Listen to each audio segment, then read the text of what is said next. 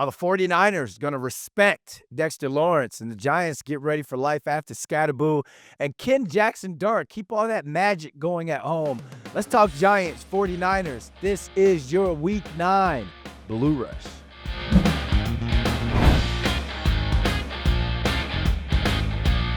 What's up, Big Blue? Brandon London here alongside Giants beat writer for the Post, Paul Schwartz. Week 9, it's 49ers, Giants at MetLife Stadium. The Giants are going to try and re-energize themselves after back-to-back losses and, of course, the loss of running back Cam Skattebo. So in today's episode, we're going to dive into all the major storylines, and I go into the locker room to talk with running backs Tyrone Tracy Jr. and Turbo Miller about the next guy up mentality. But Paul, how you feeling, man? Week 9, I can't believe we're already here. The season's flying by. Well, it always does. It always does. The NFL season goes incredibly fast. And Brandon, you know what I have to say? Can't we all just get along? Can we all get along? It's New York, Paul. It's no such thing as getting along in New York. What do you mean by that? I mean that the biggest What do you mean? What do you mean by that? Disrespecting? Are you disrespecting me, Brandon? You're delusional, Paul. If you think I'm disrespecting you, you're absolutely delusional, and that plays right into the biggest storyline going into this game because it's not Giants versus 49ers related. It's Giants star D lineman versus Giants legend. Dexter Lawrence actually responded to the critiques and criticisms from Carl Banks. I'm going to play what Dex had to say, Paul, and then jump right in after that since you were part of the scrum that asked questions. Here's Dex's response. She be out in the building and talk to you?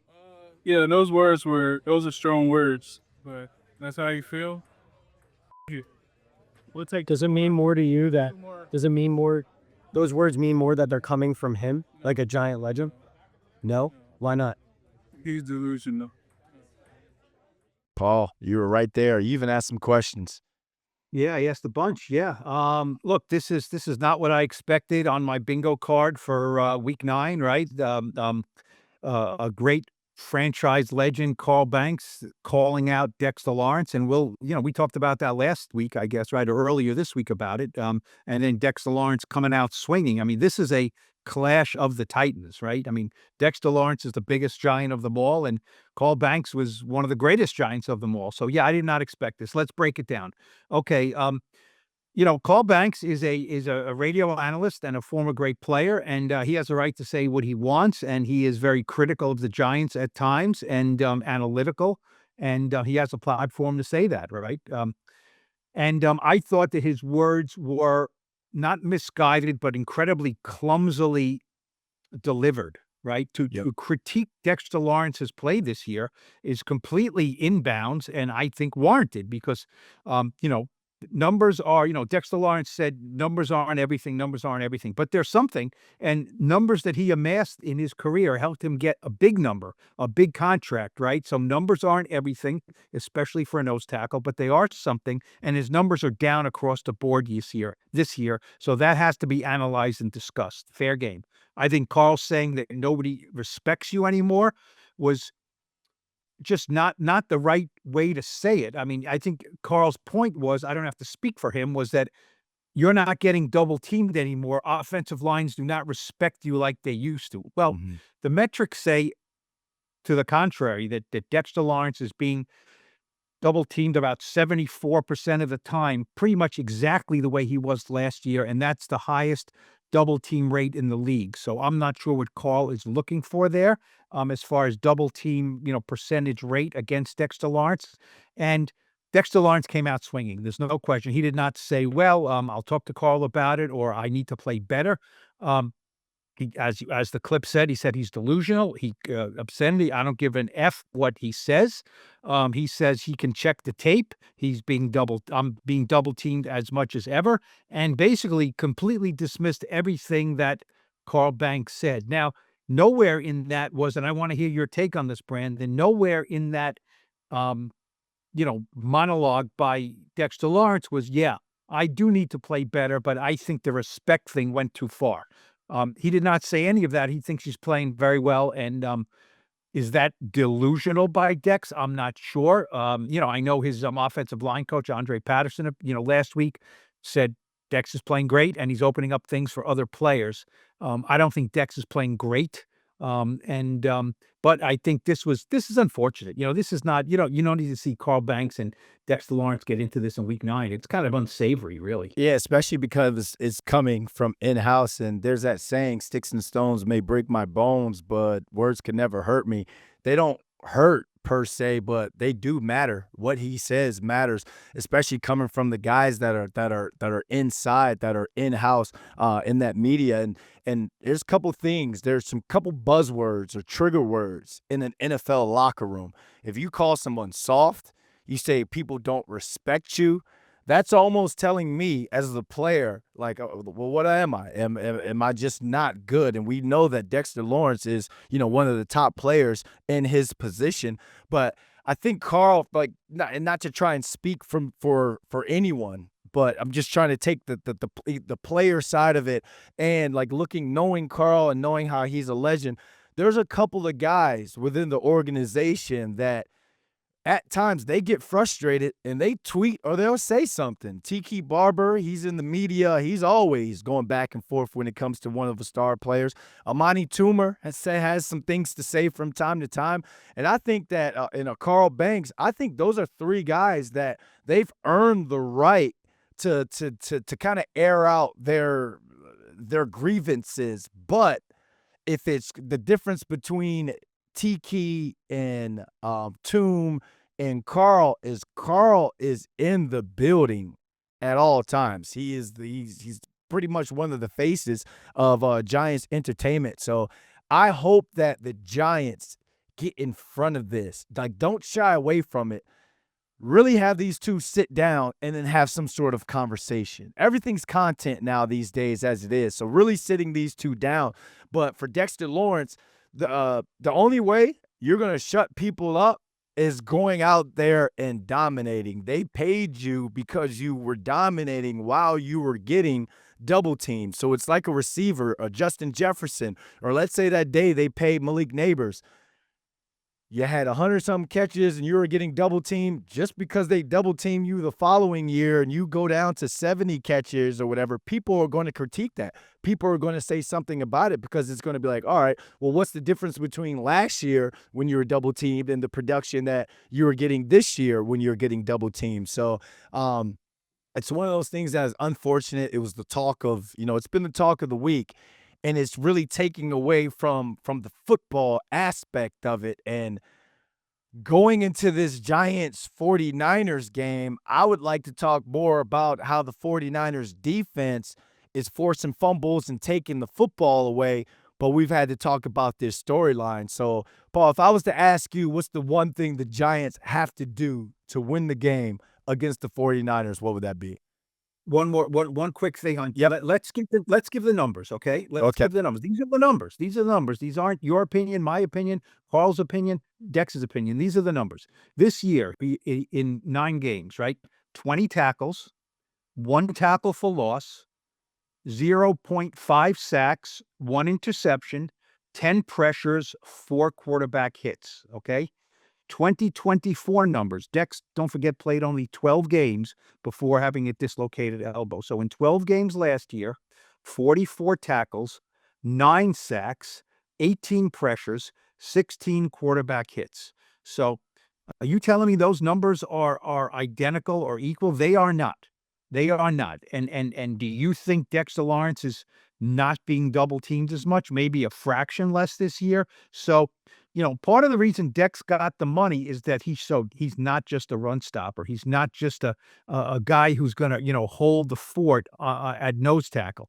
He's going to penetrate. He's going to blow up. I mean, the interception was a splash play. I think that's the only real splash play he has, where he just blew up the middle of that offensive line and pushed his way with force and with aggression into the lap of the quarterback.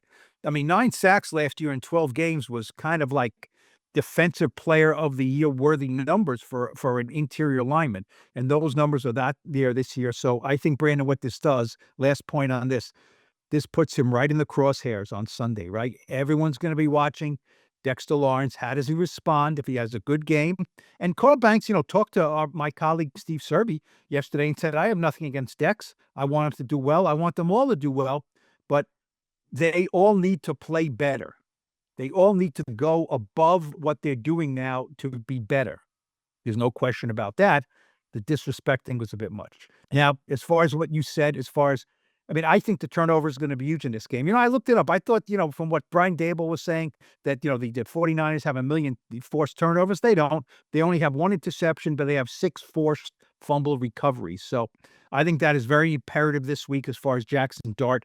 If I see at the end of this game, no fumbles, no interceptions, I'll feel pretty good about the Giants. Same thing on the running back side of things. Tyrone Tracy Jr. comes back, and his next man up was the starter. So it's not really your traditional next man up. But last year, he exploded onto the scene, and I love what he was able to do with breakaway runs and all. But what is one thing Tyrone Tracy did last year that we did not like? He would put the football on the ground sometimes, whether it be a forced fumble or a drop. So that's something to keep an eye out on. Also, Dante Turbo Miller, he's getting his first real NFL game action.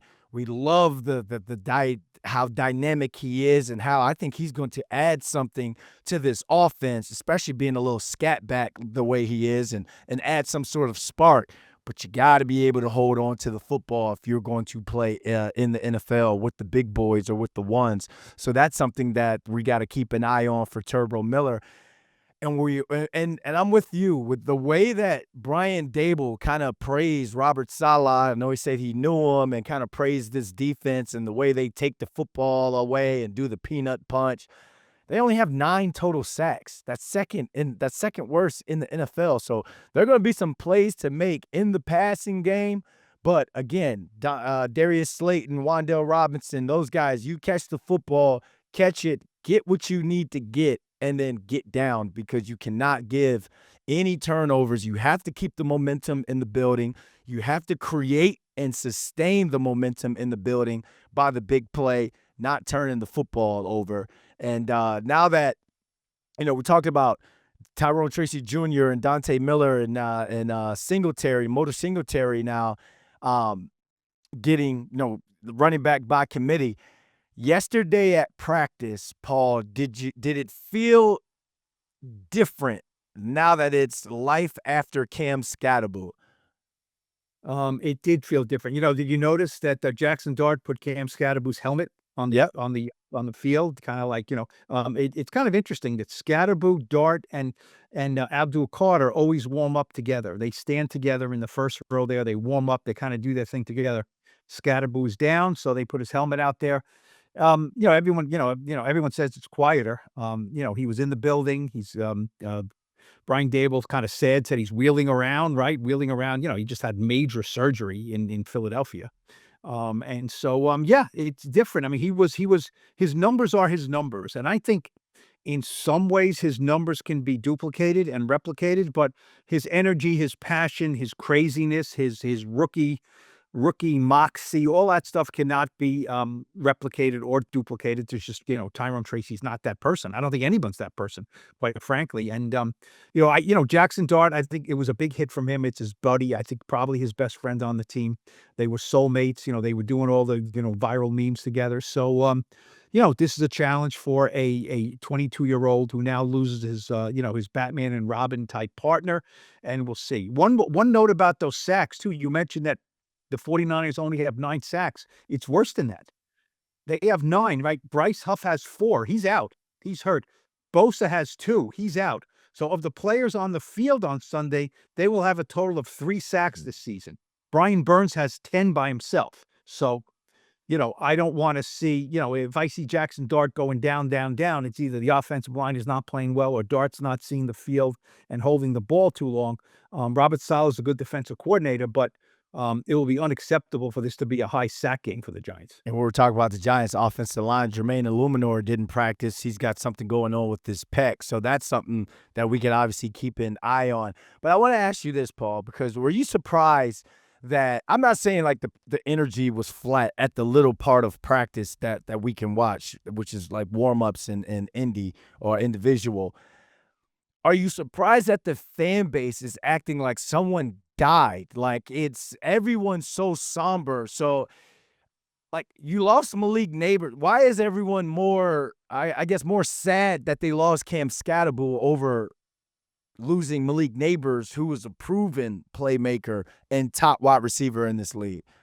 You know, I think it's more about the losing than the losing Cam Skattebo. You know, look, everyone loved Cam Skattebo. You know, don't you feel cheated that we're not going to see him down the stretch the second half of the league? You just feel cheated. You want to watch him play. You want to watch Malik Neighbors, and you know, it's not about rooting for someone. I mean, any great player, you don't want to see them go down. I mean, that we love sports because we want to watch great players and young players. We want to watch them. We don't want to see them wheeled off and in rehab. But look, that's the reality of the NFL and of sports. But I think, look, 2 weeks ago, we mentioned it, and I think you called me Debbie Downer or, criticized me. Their highest moment, right? They beat the Eagles at home on Thursday Night Football, 34-17. It was a great moment for the Giants and for Skattebo, 3 touchdowns, and for Jaxson Dart, beating the Eagles. And, really, the offensive and defensive lines beat up the Eagles' offensive and defensive lines. It was a great night. And then I pointed out, okay, the next time they come back to MetLife Stadium, it will be in November, and they will have played at Denver and at Philadelphia. So let's see if they can win a game or 2, and if they can come back. They were 2-4, right? If they can come back 3-5 or 4-4, that would be unbelievable. If they can come back, winning a game or 2, now we have a season going into November, and they're home. And I said, I don't know if they can do it. Denver's a heck of a good team, and the Eagles are the Eagles. Are the Giants gonna sweep the Eagles in a series? And what happened? For 3 quarters, my Debbie Downer was completely irrelevant because they looked great, and then they collapsed in Denver. We know that. And then they played like they have over the years in Philadelphia, and they were not very competitive, and they lost. So now they're 2-6. So I think fans are like, we're 2-6. We're in last place. We're not fighting for anything. People got too high after the Eagles game because they're so starved for something. They're starved for it. So they got too high, and now they're probably too low because they're 2-6. And here we go again. We're always 2-6, 3 straight years, 2-6, and now, what do we have to watch other than Jaxson Dart? So I get it. I mean, I think we all felt a little flat after they lost, and then Cam Skattebo goes down like, what's next? Giants fans only operate on the 2 extremes. It's either you're or the highest of all highs, or it is the lowest of all lows. It's like, oh, we're going to the Super Bowl. We're the greatest thing in the world. Look at all the swag and all the dances. And then it's like the movie Waterboy. Oh, no, we suck again. And Paul, I may have called you a Debbie Downer, but I respect you, sir. So you guys hear what we had to say about the whole Cam Skattebo situation, but let's hear what the running back room had to say about life after Scat in this week's London in the Locker Room with Tyrone Tracy Jr. and Turbo Miller. All right, week 9, London in the Locker Room ahead of the 49ers game is a friend of the New York Post, been in the studio. So, I'm coming to your locker since you came to the studio, Tyrone Tracy Jr. I always ask the guys before we start an interview, can you show us something in the locker that is a necessity? Like if the building was burning down and you had to run and grab one thing, what would that be? One thing, I got a lot of things. I got me some headphones. I got a picture of my girl up here. My niece is up here. But I would have to go with this right here. So I got this. This is Know Your Playbook. This is my devotional book that I read basically every day. It got a whole bunch of stuff in here really it's for your mental, just so that you can stay grounded no matter what's going on, whether you're at the highs or you're at the lows of the lows, so just help you stay level headed. So yeah, Know Your Playbook. I actually got it from Russ. Russ is one of Russ's mentors. He gave it to me. But yeah, I use it all the time. I was going to give you some stuff because you was picking it over the picture of your girl and your niece, but it's a devotional playbook. So you hit me with that, so I can't say anything. But all right, you talk about staying level-headed. This is the NFL where we go through a roller coaster of success and adversity. Last year, you stormed onto the scene. This year, the injury kind of set you back. Yep. Now, it's allow me to reintroduce myself type moment. Your name is Tyrone Tracy Jr. I mean, how much you been waiting for this moment, man? Yeah, I mean, when you pray for something, man, you kind of just gotta take a step back, you know, allow God to work within your life. So yeah, I prayed for this. Like I knew deep down that my opportunity was gonna come. I didn't know what day, what game, where in the season, this season, next season. I didn't know, you know. So that's where faith comes in. You know, you just gotta sit back and trust God. Like I said, I prayed about it. That's how I knew it was gonna happen. But you know, my saying, stay ready, you don't gotta get ready, man. So like every week I've been praying like I was RB1, whether, you know, I was or I wasn't. So and now, like, you know, my opportunity is here, so I'm just gonna try to take it and run with it. And we never wanted to be at the expense of one of our brothers going down. I saw on your IG story you were talking about how Salt and Pepper is going to be back again. Just kind of talk to us about what that relationship has been like with you and Scat, and what's the communication like now that, you know, he's out of surgery and I hear he's been around the building. Yeah, actually I texted Scat right when I got to my locker, right after the game. I tried to call him, but I think he had surgery that day. I called him the next day, and the next day after that. So really been talking every day. I just been making sure to, you know, check on him, let him know that like it ain't just his family, it ain't just the coaches. Like, bro, I'm right here with you. Like whatever you need, you can really hit me. I bring you some food if you need. Like whatever you need, bro. Like I know he probably ain't gonna use it, but it's just the fact of like me letting him know that. That's just me, like personally. Like I would just want him to know, like, bro, I got your back on the field, off the field, no matter what. Like I'm still your bro. Like obviously I don't want to see him go down. Like I think we have a crazy 1-2 punch going on. So yeah, when he get back, we just gonna hopefully we can get this thing rolling, man. Like it just allow the world to see like what a really dynamic you know, core we can be. How much of it is you playing your game as opposed to maybe trying to replicate maybe his energy or what he brings? Like how important is it for Tyrone Tracy Jr. to show up as Tyrone Tracy Jr. on Sunday? Yeah, I mean, I don't know what everybody think that's gonna happen, but like that's what they're gonna get. Like I'm about to come out there and do all the extra stuff. I'm really not, like, just cause like I can only be one person. Like I can only be Tyrone Tracy Jr. And that's gonna be me at my optimal level. Like I can't, if I try to be somebody else, you're not gonna get the best potential out of me. You're not gonna get like the best version of myself because I'm trying to be somebody else and I don't know how to act. I don't know how to do that. So I can only do what I can do. And that's just, you know, go out there and play hard, play fast, and like play my ball, play my style of football. And I just gotta, I guess I'm not gonna say let people remind them of, you know, who I was or, you know, what I've been doing, but just remind myself, I guess you can say, like just continue to stay down, stay disciplined, stay humble, and understand that like, bro, you done did this before. This ain't nothing new.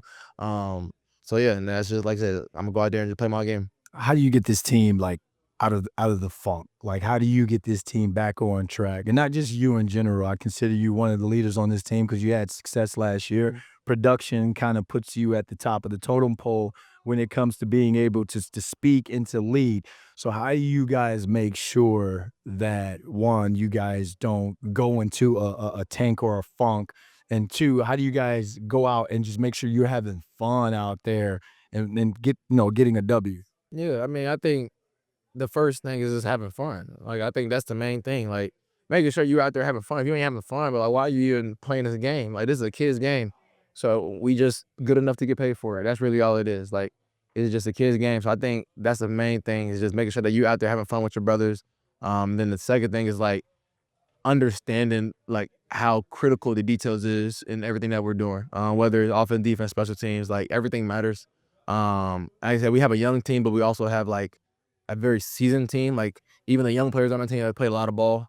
You know, from the people that was rookie last year to our second years, we got people, you know, that are rookies this year that are playing a lot of ball. Like we have a lot of dudes on our team that can really ball. And if you look at our last two draft classes, we have a lot of dogs that are coming in and, you know, making some noise. So I think we have the right pieces to the puzzle. Like I said, I just think it'll come down to going out there, having fun, playing hard, playing for one another, not for yourself. And then secondly, understanding that the details matter. Once we, you know, put those two things together, which we have in some games, and we all see, you know, how them games turn out. We got to continue to do that week after week, you know, and start stacking games. All right, man. Good luck on Sunday, bro. Appreciate you, man. All right, London in the locker room, week 9, here with Dante Turbo Miller. I don't really come on this side of the locker room like this. This is foreign territory. Appreciate you taking the time to hop on with us right now. I always ask the guys before we start to get into the nitty and gritty and the football stuff, give us something in your locker that is a necessity. It is a must-have. Let's have. We gotta eat some cologne in the locker, man. Sure. I put that on every day. That's my signature scent, you know, my practice scent. Some Louis. And shoot, man, that's my thing here. So basically what you're saying, you get in the end zone this week, that celebration is okay. Remember where you saw it first. But let's talk about Sunday, man. You got the opportunity, next man up mentality, I guess. But let's start with initial thoughts on when Cam Skattebo went down, and have you had a chance to kind of talk to him and lift his spirits? Yeah, man, you know, Cam's a guy that's always gonna be in high spirits. And when I saw him go down, bro, and I was hurt. I was like, yeah, it hurt. I say that, you know what I'm saying? You know how it feels. You play, so like when your brothers goes down with a serious injury, you feel that yourself. But you know what I'm saying? I saw him today, and you know he looked good. You know what I'm saying? Had a smile on his face, high energy, high character. And you know, he's gonna persevere regardless. So he's feeling good, yeah. So it's good spirits, the energy is still there. So you guys don't feel like that hype man or that energy man. None of that is kind of dropped. Nah, he's the same guy, same guy. All right, but what about you, man? You got the opportunity. We always talked about you don't have to get ready if you stay ready. You're a guy that stayed ready for that moment. Yeah, for sure, man. I mean, you know, I don't know what type of opportunity may come, but I'm always ready for it. You know what I'm saying? You know, staying healthy, handle business on the field. You know what I'm saying? Practicing hard, just knowing what to do. So we're gonna see what's up. When obviously Jaxson Dart's come onto the scene, he has been just high production, high energy type guy. Like, I mean, just what have you seen from him throughout the years, and how do you get ready from going, like, I guess, scout team reps with Jameis and Russ to, all right, now game reps with Jaxson? How do you prepare for that? Well, shoot, bro, I approach every practice like a game. So I mean, you've been in the practices, so you see how I practice. I mean, I approach every practice like a game, every rep like a game. So when I get in the game, it's nothing too different for me. You know what I'm saying? Like even in the preseason, it's nothing. It's just the same thing as training camp practice for me. You know what I'm saying? Like I approach everything the same way. I try to stay consistent with everything I do.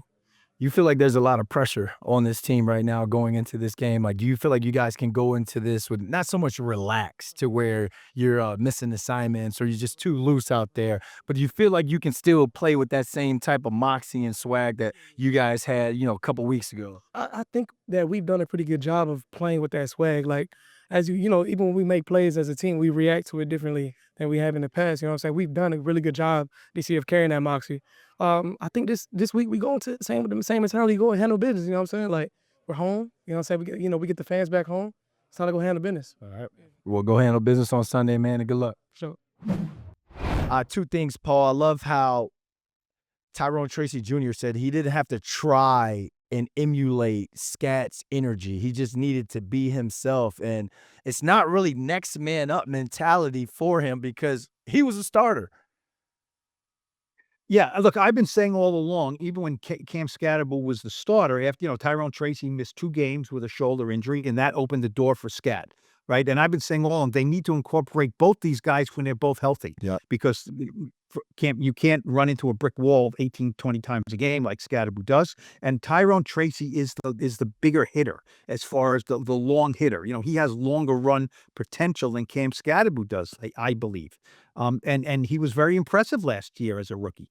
So, he's a sharp guy. He said, he gave the O-line that you don't have to, if you're always prepared, then you don't have to prepare. You're always prepared. And, he got very, very thoughtful about it. He's, asked about, you lost your starting job. Let's face it. Everyone's, Cam Skattebo was the flavor of the month, the new kid on the block. You're hurt with a shoulder and he's taking over your job. Was that hurt? He said he didn't hurt, but he said, I did a lot of prayer. And, he's a very prayerful person. And he said, I know I'm going to get my chance, and I'm at peace with myself.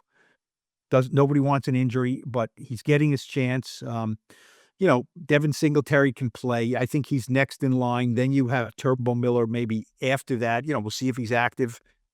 Often the Giants only go with 2 running backs, which is risky, but they do it sometimes. I think there's enough there. Tracy now has to get back to the way he was, in Seattle last year and some of his best moments last year. He's a strong guy. He can be a workhorse. Hold on to the football, and maybe now that he knows he's getting the ball, running backs always say they like to see it and then see it and then see it again and get in a rhythm, maybe set something up for later on down the road. So I wouldn't be shocked if Tyrone Tracy had a big game. Cam Skattebo, for all his fun, and I think his high of the season was 98 yards. He did not crash through 100 yards. Yeah. I think Tyrone Tracy has a 100-yard game in him sometime soon. Especially when he broke that 31-yard touchdown out in Denver. Everyone, that was Look his, looking around. like, look at all this space. And it was kind of his, like, I'm back moment. And I thought, and we were robbed, Paul, with Skattebo going down. We've now been robbed because, like you said, I wanted to see both of those guys in the backfield, salt and pepper. We had Earth, Wind, and Fire with Brendan Jacobs, Ma Bradshaw, and Derek Ward. We had salt and pepper right there. And then now we have to wait until next year. But one similarity between these two running backs, two kind of somewhat similar style of running, both were drafted in later rounds by Joe Schoen and his scouting department. You've got a really cool article out on the Post. I read it about the Joe Schoen and the scouting department and their day-to-day and how they do things. Again, I read it. Set this up. Tell the fan base right now that's listening to us what this scouting series is all about, because this is some pretty cool stuff. Yes, thanks for bringing that up. Yeah, the Post is getting access that nobody really gets, which is we're going to get inside the minds of these scouts. The first part of the series, it's going to be continuing series. It's going to go probably throughout the rest of the season, really. It starts with Joe Schoen and his scouting journey and his kind of telling us about his scouting staff. And then I'm going to get into the weeds with all these different scouts. Next week, hopefully the area scout who was in the area where Jaxson Dart was at Ole Miss. What did he see in Jaxson Dart? And then other, all the scouts get their eyes on these players. The area scouts in the Northeast and in the West. National scouts who basically, as they say, they have the whole nation. There are area scouts who have their, 4 or 5 or 6 or 7 states. You have national scouts who have the whole nation. They cross-check. I mean, there's a lot that goes into this. It's not just, pick up a draft guide and, go see a few games. This is an incredibly exhaustive process, and the Giants are letting the Post in the front door of this. So I'm excited about this series. I think fans will learn a lot about who these people are who are scouting these players. Look. No scout bats 1,000. Ernie Accorsi said that. Joe Schoen has had hits. Joe Schoen has had misses. These scouts all will talk about hits, all talk about misses. They'll talk about their process, life on the road, all these different things. These people are on the road for like 200 nights a year, missing their family, missing their wives, missing their kids, missing their friends.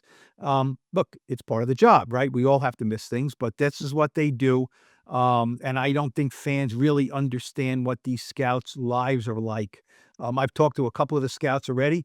Where did I get them? They're in their car driving from one remote destination to the next remote destination, crisscrossing the country in their cars. I tell them all, please watch the road. Don't get distracted. And, give me some of your best stuff. And the ones I've talked to so far have done that. There's a female scout the Giants have, Hannah Burnett. Yep. That's very rare in this business, very rare. We'll speak with her and see what she says about life on the road as a woman in a male-dominated industry. So I think at the end of this, people will have a really good understand. They may still not like some of the picks they make. That's fine. But they'll have an understanding of how they do their job. And I think that's what the fans need. It's an extra layer of access and just an extra layer of information. So now that everyone has access to the all 22, everyone is a Twitter GM and all. Now by being able to understand the why, what's the process and the why they're taking guys, why they don't even look at certain guys when it comes to bringing them in and fitting the organization in the scheme. I think that's something great for fans to read all about. And I was locked in on it, especially with that what Joe Schoen told you about how you almost ran out of gas in the middle of nowhere in Nebraska, and that stories. I can guarantee you there are going to be some really cool stories from a lot of these scouts. And you were talking about the scout that has the South region, that scout at Jaxson Dart. He or she deserves a raise because Jaxson Dart has come onto the scene and has kind of over-exceeded expectations. So in today's final thought, we're going to pass it to Paul. Jaxson Dart's 2-0 at home, Paul. You think he can keep that Dart magic rolling? You know, 49ers are good. They're 5-3. We don't know who their quarterback's going to be, right? It's probably going to be Mac Jones. I don't think Brock Purdy, he's had an ongoing turf toe injury since the season opener. So it's probably going to be Mac Jones. So, the 49ers do not score a lot of points. So shame on the Giants if they let the 49ers score a lot of points. Jaxson Dart, that's why everyone was so high about this 2 weeks ago. Jaxson Dart's first career start at home against the Chargers, undefeated at the time, the Chargers. It's a win. He plays really well. A few weeks later against Philly, it's a win against the Eagles, who they never beat at MetLife Stadium. So the fans who have season tickets or go to these games at MetLife Stadium have had a lot of fun watching Jaxson Dart this year so far, right? In his 5 starts. He's 0-3 on the road. He's 2-0 at home. This is another home game. The Giants are backloaded with home games the rest of this year. So if they can really start establishing something with these home games, we know the fans love Jaxson Dart. It's putting a lot on the kid's plate. There's no question. It's a lot. It's a lot on his plate. I asked him the other day, he was talking about losing neighbors, then losing Cam, and then this and that. And I said, it comes at you quick, doesn't it? He says, yeah, it does. It does. But Giants think he can handle it. It looks like he can handle it. And they feel they have their quarterback of the present and the future. So, Sunday at 1 is another fascinating look at Jaxson Dart playing at home, front of friendly confines, as you say. People love him there. Let's see if he can keep it going. Yeah, I can't wait to get the crowd hype for this one. I believe, last time when he ran out at the intro, the people went wild. I think now, because Neighbors is gone, Skattebo is gone, and he's like the last hope for this season, I think they're going to go absolutely nuts for him. If they do, I think they're going to go defense this time because they flip-flop. But either way, I don't know if I could be a scout, because I was wrong about this kid in my evaluation when he came out of Ole Miss, but he's done nothing but the right thing. So shout out to Jaxson Dart and what he's doing. Shout out to you guys for watching another episode of Blue Rush Preview Show. Head on over to YouTube after the game for our post-game live show. And please like, subscribe, share, follow, retweet, all things Blue Rush and New York Post Sports. For Paul Schwartz, I'm Brandon London. Thanks for watching Blue Rush.